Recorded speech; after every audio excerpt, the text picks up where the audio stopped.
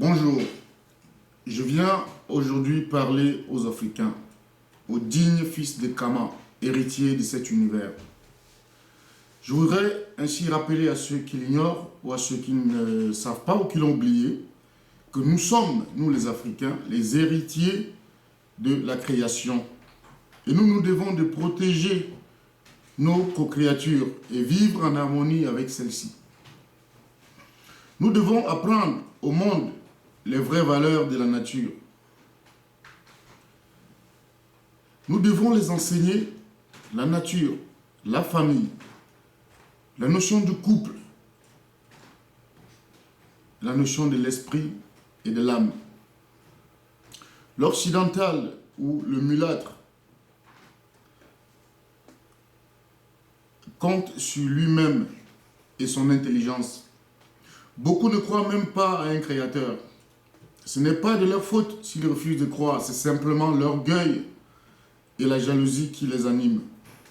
Nous sommes les garants de cette nature et nous ne devons laisser personne la détruire ou la faire souffrir. C'est à nous, dignes fils et héritiers de cette nature, qui devons apprendre aux autres le respect des principes de la création. Nous devons leur apprendre l'amour, la communion, la compassion et le savoir-vivre qui est bien différent de leur savoir-vivre. Nous devons également leur inculquer la sagesse qu'ils n'ont jamais eue et prétendent gouverner par leur seule intelligence.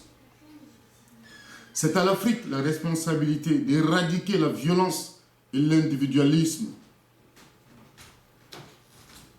Africains, nous avons aussi une grosse responsabilité face à ces tentations immorales des Occidentaux de protéger la nature et cultiver une vie plus sincère, juste et paisible pour le bien-être de l'humanité.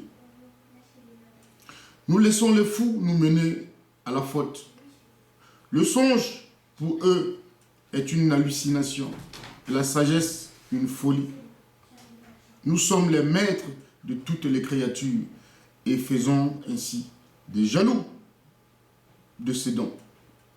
Ne vous laissez pas déposséder de votre héritage. Agissez d'où vous êtes et retenez ceci. Rien de ce qui a été fait par la main de l'homme n'est bon pour le salut de son âme, car c'est par ces choses que le malin tient l'être humain.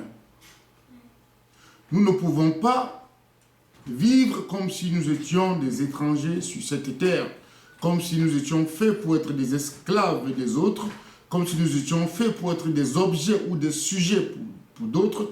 Or, nous sommes la vraie créature de l'univers, les maîtres et les protecteurs de cette nature. C'est à nous à veiller sur nos frères et sœurs. C'est à nous à veiller sur nos co-créatures, la nature, afin qu'ensemble, dans cette harmonie, en tant que créature, nous vivons dans un monde encore plus harmonieux et rempli d'amour et de paix. Nous devons apprendre à l'occidental, qui ne connaît que la ruse et la violence, nous devons leur apprendre les principes de la famille, les principes de l'amour, les principes même de la nature. Car ils croient que tout a été fait par un hasard. Donc il n'y a pas un ordre établi. Or, nous le savons, nous les Africains, qu'il existe un esprit. Nous savons qu'à part notre vie physique, nous avons une vie spirituelle qui a aussi un maître. Nous devons nous aligner pour le bien-être de l'univers. Ces Occidentaux qui détruisent la nature et proclament la mort certaine de plusieurs êtres humains ne sont pas toujours pour le bien-être de l'univers. Je ne vais pas généraliser. Il y a ceux qui ne sont pas du tout dans ce système, qui font partie de la généralité, qui sont aussi perdus, qui ne comprennent pas la réalité et qui aussi souffrent de ce système. Mais nous, les Africains, où que nous soyons, devons comprendre que nous sommes les maîtres de cette nature. Nous sommes les maîtres, les protecteurs de la créature, qu'elle soit animale ou végétale. Nous sommes les maîtres dans les eaux, dans la forêt, dans l'air. Nous sommes ceux-là qui devront harmoniser la vie ensemble. J'ai pris un exemple tout à l'heure dans des écrits dans mon site. Je parlais des chaînes. Les chaînes qui sont lancées par le malin pour retenir les êtres humains. C'est comme un gouffre. Je n'ai pas un schéma. Je prendrai par exemple cette tasse qui est le gouffre. Le malin est à l'intérieur et il est accroché. Les chaînes qui descendent, ils sont accrochés aux chaînes depuis la braise qui est à l'intérieur de ce gouffre.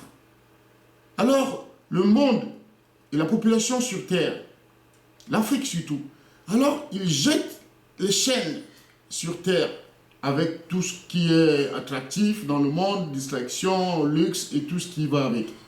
Ils lancent ces chaînes à l'extérieur de cette tasse vers l'Afrique avec tout ce qui brille. Et les Africains de sauter sur ces chaînes pour attraper tout ce qu'ils ont mis comme appât sur ces chaînes.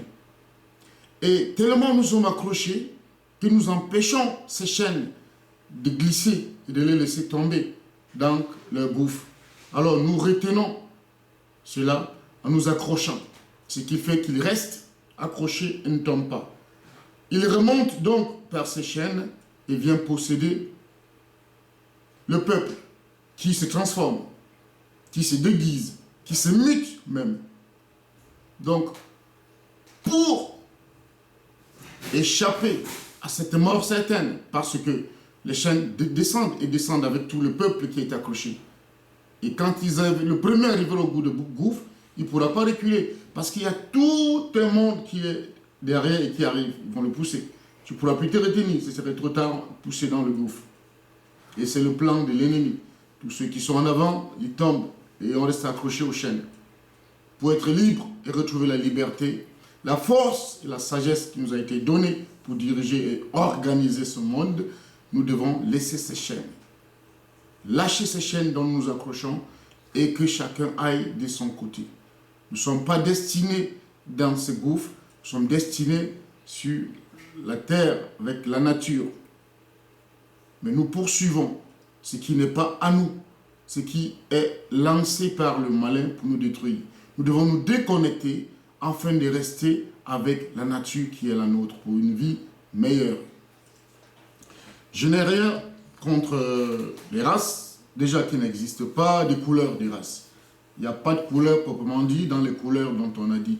C'est une imagination un peu flagrante, pas flagrante, très flagrante et très orgueilleuse qui, ma foi, ne surestime ou ne sous-estime personne, mais c'était dans le plan de sous-estimer et de surestimer d'autres. Dans ma compréhension et dans ma vision de la vie, il n'y a pas de couleur. Je n'ai pas encore vu quelqu'un noir, je n'ai pas encore vu quelqu'un blanc. Et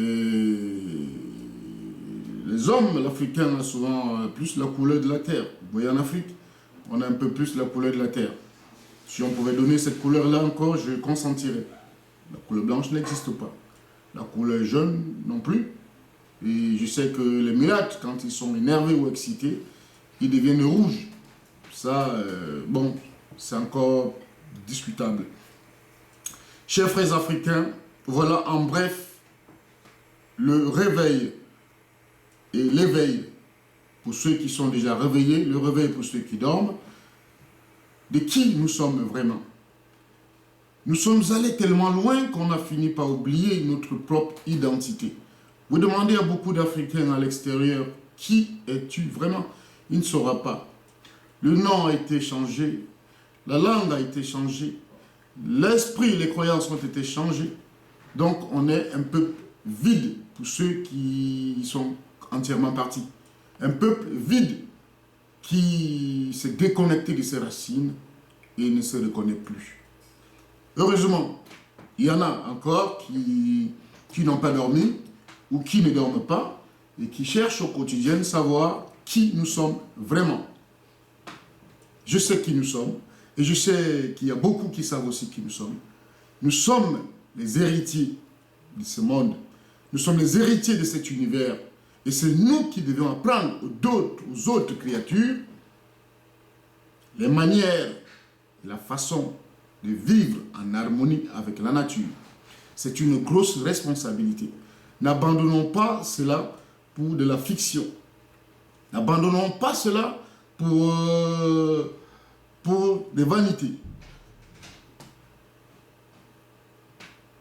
Gardez l'esprit ouvert. Je vous aime beaucoup. Raison pour laquelle je prends du temps dans la méditation pour des révélations pour vous. Je vous remercie. Restez vigilants. Ciao.